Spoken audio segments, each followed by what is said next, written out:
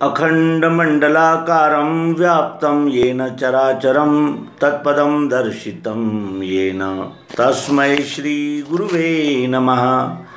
अज्ञानान्धस्य लोकस्य ज्ञानाञ्जनशलाकया चक्षुरुन्मीलितं येन तस्मै श्री गुरुवे नमः। अध्यात्म विश्व विज्ञान यूट्यूब चैनल पर उपस्थित अपने सभी प्रेमी पाठक मित्र आचार्य और अध्यात्म विज्ञान के जिज्ञासुओं से मिलकर अत्यंत प्रसन्नता होती है। मित्रों, इस YouTube चैनल को हमने फ्रीलांस बनाया। इसमें अध्यात्म, धर्म, कर्म, नीति, न्याय, विश्व व्यवस्था और नेचर, जिसे हम प्रकृति निसर्ग कहते हैं, इन सभी प्रकार के विषयों का समावेश होता है। उसी तरह कर्तव्य, कर्म और उस कर्म को लगने वाले साधन, इस प्रकार का भी इस YouTube चैनल पर समावेश होता है। उसके अनंतर मानवीय जीवन की मानसिक संरचना और उस संरचना को यानी कल्याणकारी दिशा देने के लिए होने वाले प्रयास, इनका भी इस YouTube चैनल पर समावेश होता है। उसी तरह विश्व स्तर पर विज्ञान ने की हुई सेवा, जिस तरह ये कोरोना की जो यानी वैक्सीन थी, उसको उत्पादन करने में हमारे संपूर्ण विश्व के महान जीवशास्त्रज्ञ लगे हुए थे और उसमें भी हमारे भारत को सबसे पहली वैक्सीन बनाने का सम्मान और गौरव प्राप्त हुआ। ये तो बहुत आनंद की बात है। कहने का आशय यह है कि विश्व स्तरीय हलचलों को नोंद रखना, विश्व स्तरीय हलचलों को नोट करना और उस पर अपना मत व्यक्त करना आदि इस YouTube चैनल के विविध आयाम हैं। और इस विविध आयामों में हमने अनेक मत, पंथ, संप्रदाय, इनके आचार्यों से हमने आपकी मुलाकात कराई। हमने विभिन्न प्रकार के कलाकारों से आपकी मुलाकात कराई और आयुर्वेद, होम्योपैथी, नेचुरोपैथी आदि के विषय में भी आपको कुछ बताने का प्रयास किया। अध्यात्म विज्ञान तो हमारा मुख्य विषय है ही, क्योंकि अध्यात्म विज्ञान को प्राप्त किए बगैर इस जीव को स्थायी शांति, समाधान, प्रसन्नता नहीं मिल सकती। ये हम सबका अनुभव है। इतना भोग, ऐश्वर्य, धन, संपदा और सम्मान प्राप्त करने के उपरांत भी हमें समाधान क्यों नहीं होता? हमारी ये जो तड़प है, ये जो एक प्रकार की बेचैनी है, ये समाप्त क्यों नहीं होती? इसका मुख्य उत्तर जो है वो अध्यात्म विज्ञान देता है। अध्यात्म विज्ञान कहता है कि जो चीज़ जहाँ से उत्पन्न होती है, जब तक वो अपने मूल स्रोत को प्राप्त नहीं कर लेती, तब तक उसका परिभ्रमण चक्र पूर्ण हो ही नहीं सकता। क्योंकि बीज भी अंत में फल, डाली और पत्ते आदि होते हुए अपने मूल रूप बीज को ही प्राप्त करती है। उसी तरह इन जीवों का भी है। ये जीव जब तक अपने मूल स्वरूप को नहीं जान लेता, तब तक इसे स्थायी शांति, समाधान, संतोष की प्राप्ति हो ही नहीं सकती। और ये जीव अनंत जन्मों की यात्रा करता हुआ उद्भी से जारज खानी के सर्वश्रेष्ठ मानव तक इसने प्रवास किया है। और ये अभी भी पशु मनुष्य, नर आदि विभिन्न श्रेणियों में ये अपना नर जन्म का प्रवास कर ही रहा है, क्योंकि ये सतत गतिमान रहने वाला अक्षर चक्र है। यहाँ एक क्षण भी कुछ भी स्थिर नहीं रहता। यहाँ श्री राम, श्री कृष्ण आदि अवतार आते हैं तो वो लय को भी प्राप्त करते हैं। इस प्रकार यहाँ इस पृथ्वी पर या इस संपूर्ण सृष्टि में विश्वरूप विधाता का नियम तोड़ सके ऐसी क्षमता किसी में नहीं है, न कभी थी न कभी हो सकती है। क्योंकि ये विश्वरूप परमात्मा स्वयंभू, स्वयं संचालित, स्वयं प्रेरित और स्वयं कार्यरत है। इसको कोई यानी सुझाव या आज्ञा नहीं दे सकता, और ये किसी के सुझावों और आज्ञाओं के अंतर्गत नहीं रह सकता, इसीलिए इसे ही ईश्वर कहा जाता है।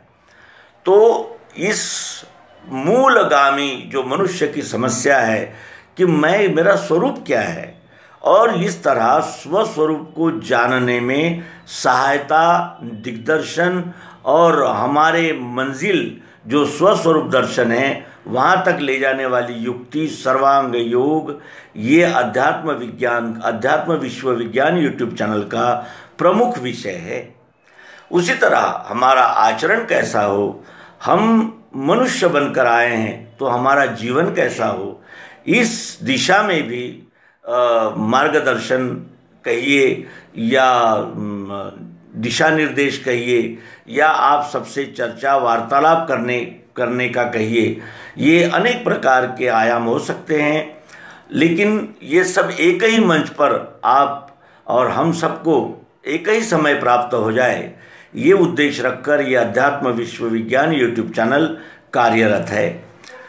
प्रस्तुत प्रसंग में हमारे जीवन में जो महत्वपूर्ण विभाग है संस्कार, उसके विषय में हम अपने मित्रों से चर्चा करेंगे। एक बड़े महान अभिनेता का बेटा अभी किसी नशीली पदार्थों के मुद्दे पर पकड़ा गया है, और वो यानी उस पर चर्चा चल रही है। और विशेष ये बात ध्यान में आई कि इस महान अभिनेता ने कुछ दिनों पूर्व एक इंटरव्यू में कहा था कि मेरा बेटा वो सब करे जिसे लोग निषिद्ध मानते हैं, जैसे वो नशा करे, वो यानी उच्छृंखल और एक प्रकार का यानी विद्रोही प्रकार का आचरण करे, जो मैं नहीं कर सका। तो ये निमित्त लेकर ये एपिसोड हम प्रस्तुत कर रहे हैं। इस संसार में ऐसे अजूबे हैं कि उस अजूबों का कोई अंत नहीं है। हिरण्यकश्यप को उसका बेटा प्रहलाद बार बार कह रहा था कि पिताजी, एक व्यक्ति ईश्वर नहीं हो सकता, एक व्यक्ति ईश्वर नहीं हो सकता। आप जो अपने आप को मैं ईश्वर हूँ ऐसा घोषित कर रहे हैं, ये गलत बात है, ये झूठ है, ऐसा हो ही नहीं सकता।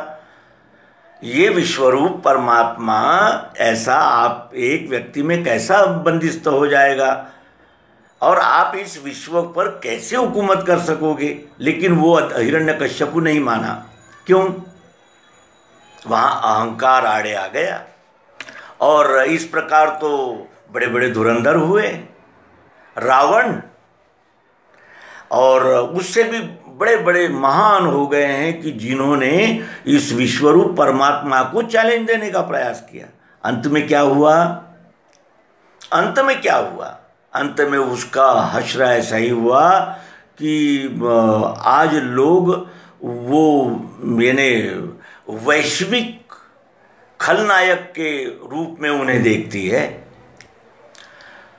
तो ये वैश्विक खलनायक जो होते हैं, ये कैसे संस्कारित होते हैं, और इस तरह ये मानवता का ही विरोध और जिसे कहते हैं कि मानवता के साथ ही वैमनस्य कैसे ठान लेते हैं, और ये यानी अनीति पर इतने कैसे निष्ठा रखकर चलते हैं, बड़े आश्चर्य की बात होती है।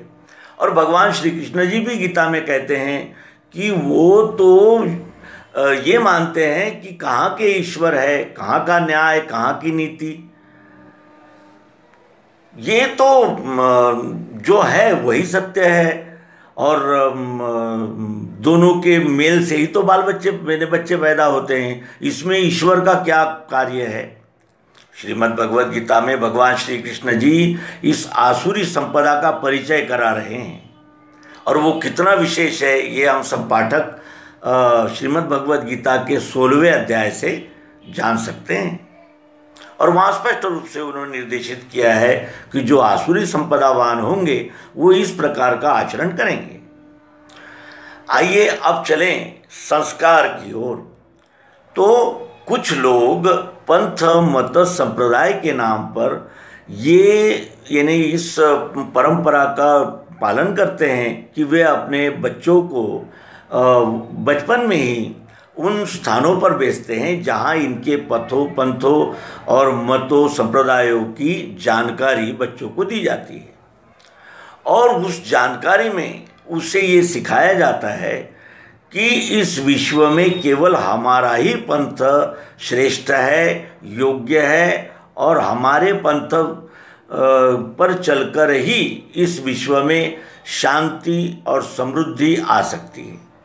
और जो हमारे पंथ मत संप्रदाय का विरोध करे वो हमारा दुश्मन है, और हमारे संप्रदाय के व्यतिरिक्त जितने भी लोग हैं वो सब मर जाने के ही लायक है, उनको जीने का कोई अधिकार नहीं है।